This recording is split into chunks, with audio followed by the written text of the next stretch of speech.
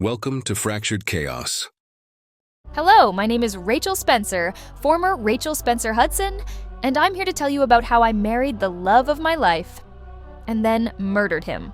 Kidding, I didn't murder him, though after what I'm about to tell you, you'll understand why it crossed my mind.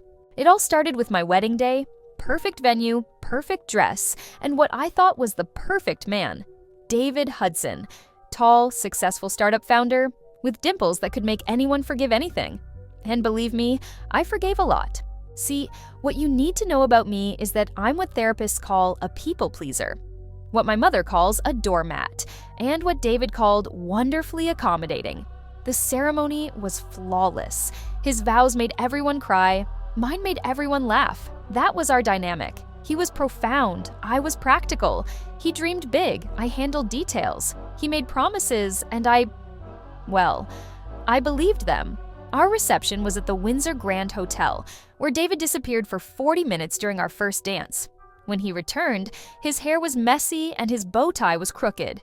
He said he got a business call about their Series B funding. I believed him. What I didn't know then was that the B actually stood for Bianca. Fast forward to our honeymoon. 2 weeks in the Maldives, overwater bungalow, private chef, the works. I'd spent months planning it. David had only one request, that we stay at the Azura Resort specifically.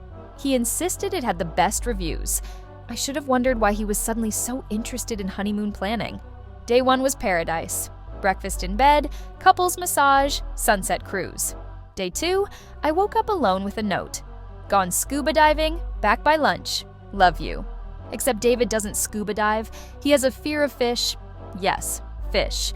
He once left a restaurant because there was an aquarium by our table. So there I was, on my honeymoon, already suspicious of my husband of 48 hours. My phone dinged with a text from an unknown number. Wrong husband, right resort. Look around. I spent that morning walking around the resort, telling myself I was being paranoid, until I saw him, not David, but Jerome, my ex from college, the one who got away. Literally got away, with my roommate and half my CD collection. He was sitting at the beach bar. "Rachel Spencer," he called out. "No way, are you here alone too?" Turns out Jerome was on a business trip. We got to talking, and I mentioned I was on my honeymoon, but my husband was mysteriously scuba diving. Jerome raised an eyebrow. Scuba diving? Like the couple I saw heading to the marina? Tall guy. Couldn't keep his hands off a blonde in a red bikini. That's when my mimosa suddenly tasted like battery acid. I excused myself and headed straight to the marina. The attendant there confirmed that yes, Mr. Hudson had booked a private boat tour. For 2. I bribed the attendant to radio the boat captain with an emergency message that my husband needed to return immediately. 90 minutes later, I watched from behind a palm tree as David helped a woman off the boat. Tall, blonde, expensive looking. She was laughing as he whispered something in her ear. The shocking part wasn't that he had another woman on our honeymoon. The shocking part was that I recognized her. Bianca Reynolds, the angel investor who'd funded David's startup. The woman he'd assured me was practically 70 and basically a grandmother. This Bianca was 35, tops, and unless grandmothers now wear Fendi bikinis and give tongue kisses to their grandsons, David had some explaining to do. I didn't confront him right away. That's not the Rachel Spencer way. Instead, I did what any rational newlywed would do. I decided to gaslight my husband before he could gaslight me. When David returned to our bungalow, I was all smiles. "How was scuba diving, babe?" I asked. "Amazing," he lied smoothly. "Saw some turtles." "That's wonderful," I said. "The concierge called. Said you left your wallet on the boat. I told him you didn't take a boat today." David's face did this fascinating thing where it tried to express 4 different emotions at once. "Oh," he stammered. "I meant snorkeling from the beach. Got confused." I said. "Must be the sun. Speaking of confusion, someone named Bianca called the room. Said you weren't answering your cell." His face went white. "Bianca? My investor, Bianca? That's weird." "Super weird," I agreed, "especially since she asked me to remind you not to forget your 8 p.m. dinner reservation." Now here's where most women would throw things. Cry, demand answers. But remember, I'm a people pleaser, so instead I smiled and said, "You know what? I actually have dinner plans too. Ran into an old friend at the resort. Jerome, from college? You don't mind, right? The look on David's face was priceless. The perfect cocktail of relief and jealousy. Jerome, the guy you dated before me, he's here. Crazy coincidence, right? Just like how your 70-year-old investor is here and looks 35 and has a fondness for red bikinis. The color drained from his face. Rachel, I can explain. No need, I chirped. You have your plans, I have mine. By the way, I took a selfie with Jerome and posted it on Instagram. Your mother already commented. She always did like him. David's eye twitched. You're bluffing. I held up my phone. There was the post. Ran into an old flame on my honeymoon. #smallworld, #reconnecting. What David didn't know was that the photo was from 2012, and Jerome had actually left the resort hours ago. But the post was very real and already getting concerned comments. That night, I dressed up in my sexiest outfit and pretended to leave for dinner with Jerome. In reality, I sat at the resort bar alone, drinking mojitos and plotting. The bartender, Miguel, became my therapist and co-conspirator. So your husband brought another woman on your honeymoon? Miguel asked, sliding me another mojito. And you're not crying or breaking things? I'm saving my tears for the dramatic climax, I explained. First, I need information. Miguel nodded sagely. His room number is 217. She ordered champagne an hour ago. God bless hospitality workers who hate cheaters. I considered my options. Confront them? Too predictable. File for divorce? Too easy. No. I needed something more creative. That's when I had my epiphany. David wasn't just betraying me. He was mixing business with pleasure. Bianca wasn't just his mistress. She was his investor. And if there's one thing I knew about startups, it's that investors hate scandal. I returned to our bungalow at midnight. David was waiting up, looking equal parts angry and guilty. Have fun with Jerome? He asked. Jerome had to leave suddenly, I said. Business emergency. Speaking of business, I met the most interesting woman at the bar, Camilla Jensen. David froze. Camilla Jensen was Bianca's biggest competitor in the venture capital world. She mentioned she's looking for new investments. I continued. I might have mentioned your company. She was very interested. We're having breakfast tomorrow. You wouldn't, David whispered. Wouldn't what? Network on your behalf? I'm just being a supportive wife. I batted my eyelashes. Unless there's some reason you don't want me talking to Camilla. David was cornered. If he admitted to his affair with Bianca, he'd have to admit his conflict of interest. If he didn't, he risked me potentially sabotaging his relationship with Bianca by innocently chatting with her rival. Fine, he finally said. Bianca and I have a history, but it's over. She's just here coincidentally. I laughed so hard I snorted. Coincidentally? At the exact resort you insisted on for our honeymoon?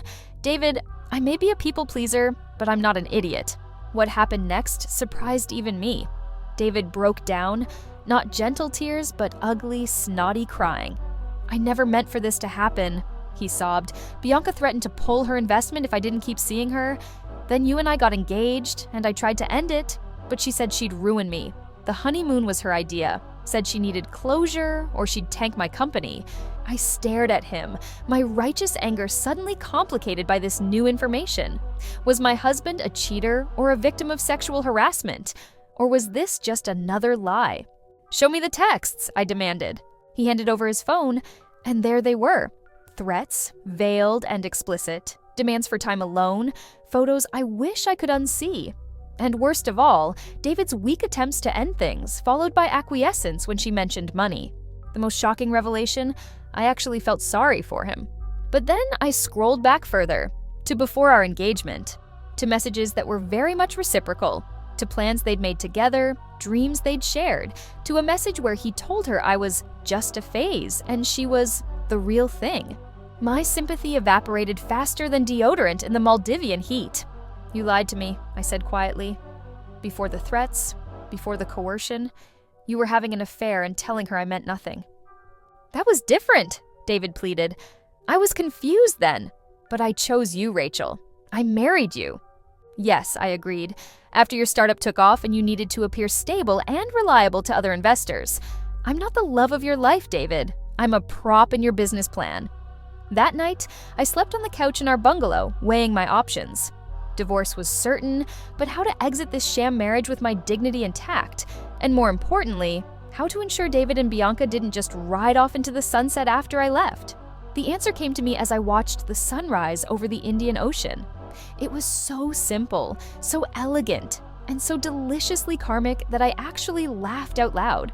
I spent the morning making calls, pulling strings, and yes, flirting with the resort's tech guy to get access to certain systems. By noon, I was ready. I found David on the beach, pretending to read a book while obviously watching for Bianca.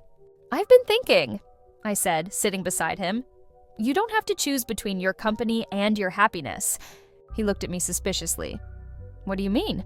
"I mean, I'm leaving. Today. But before I go, I'm giving you and Bianca a gift. A clean slate." I handed him an envelope. Inside was a copy of our prenuptial agreement with a letter stating I wouldn't contest it despite his infidelity. Also included was the NDA I'd signed, promising never to discuss his relationship with Bianca. "You're letting me go?" he asked, confused. "I'm setting us both free," I corrected him.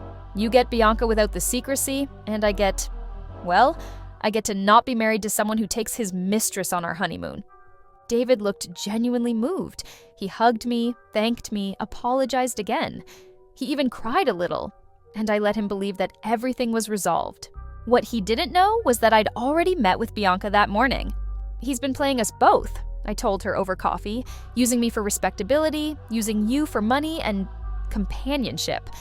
Bianca was skeptical until I showed her screenshots of David's other secret, a Tinder profile active during our entire relationship, with conversations that continued right up to our wedding day.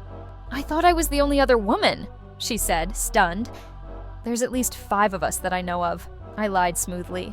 "But you're the only one he's financially dependent on. That gives you power." By the time our coffee was finished, Bianca had a plan. Not to leave David, but to own him completely. To increase her stake in his company to a controlling interest, to ensure he could never betray her the way he'd betrayed me. Poor David. He thought he was being freed, when actually he was being sold. My final act before leaving the resort was to ensure the truth would eventually emerge. Remember that tech guy I flirted with? He helped me access the resort's security camera server.